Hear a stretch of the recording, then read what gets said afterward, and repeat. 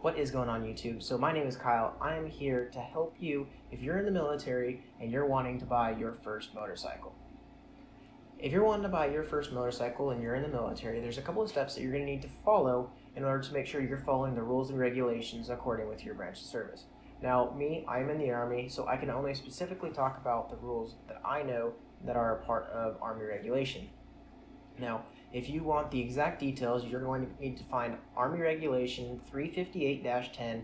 That's going to be updated, I believe, on February 24th, 2017. That's going to be the most updated form of Army Regulation.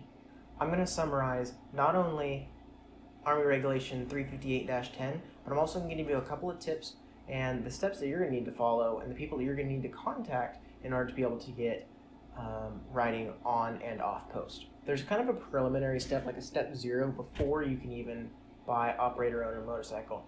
If you are in any form of training that includes basic training or AIT, or your prior service returning to AIT, you are not able to ride a motorcycle. TRADOC Regulation 350-6 states that any soldier that's under a training status is not allowed to operate a motorcycle. So if you're not in training and you're wanting to buy a motorcycle, you're going to kind of start at step number 1, and that's find out who your motorcycle mentor is. Now, every battalion is going to have a motorcycle mentor, and you're going to want to get in contact with them via email, via phone, however you're going to be able to do that, or even in person. You can do that too. But you're going to need to figure out who that motorcycle mentor of yours is. Step 1.5 is also to notify your chain of command. Your chain of command should know who your motorcycle mentor is, and by letting them know that you're wanting to start riding or purchasing a motorcycle, they're going to help guide you personally for whatever your installation is on the proper steps in order to continue to ride a motorcycle on post.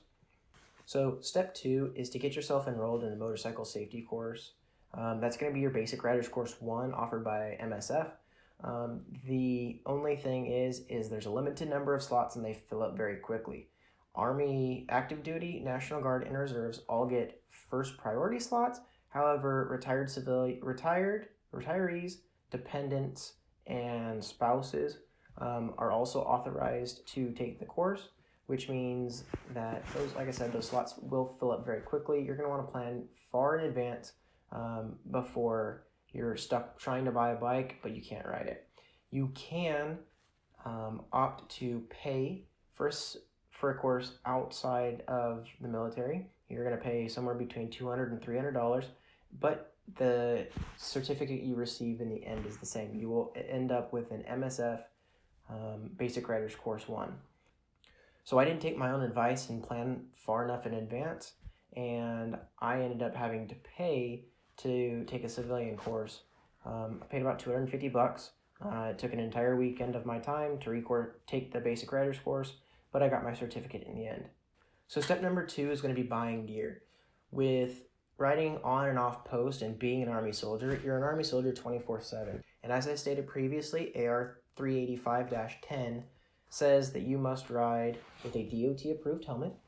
You must wear long sleeves, pants, gloves, and boots that cover the ankles. So the kind of catch-all phrase for how your motorcycle gear should be is no skin below the chin.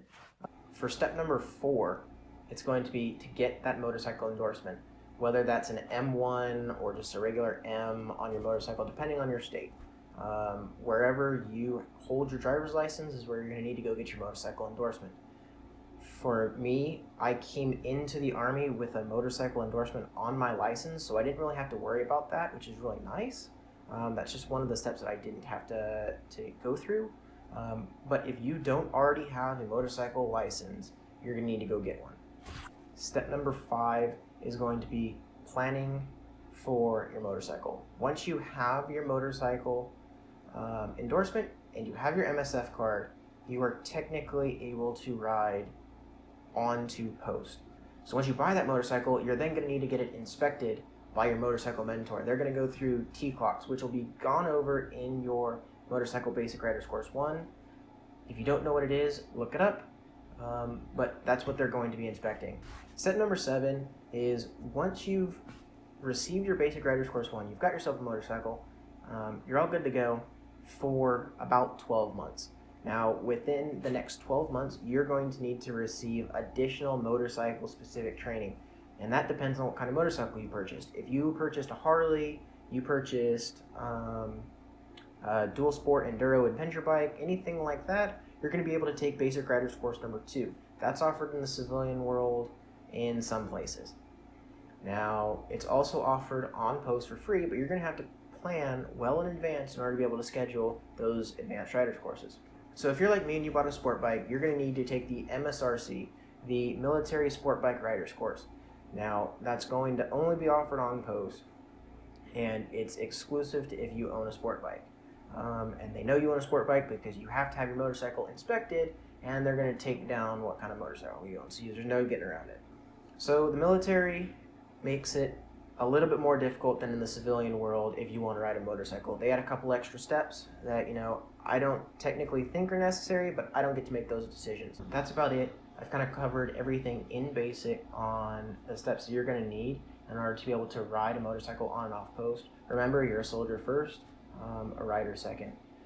So you're going to have to do what the Army says, whether you really like it or not. With all of the other branches of service to include Air Force, Navy, Coast Guard, and Marine Corps, I can't really say specifically to those military regulations on what you're supposed to do. That's going to be a question for your chain of command. I can really only speak for the Army, but just know that there's going to be some steps that are very similar. That's all that I really have for y'all today. If you guys have any questions, leave them down in the comments below, and I'll be able to answer them. If there's anything else that y'all would like to see, let me know, and I'll try to get to that too. Thank you for watching.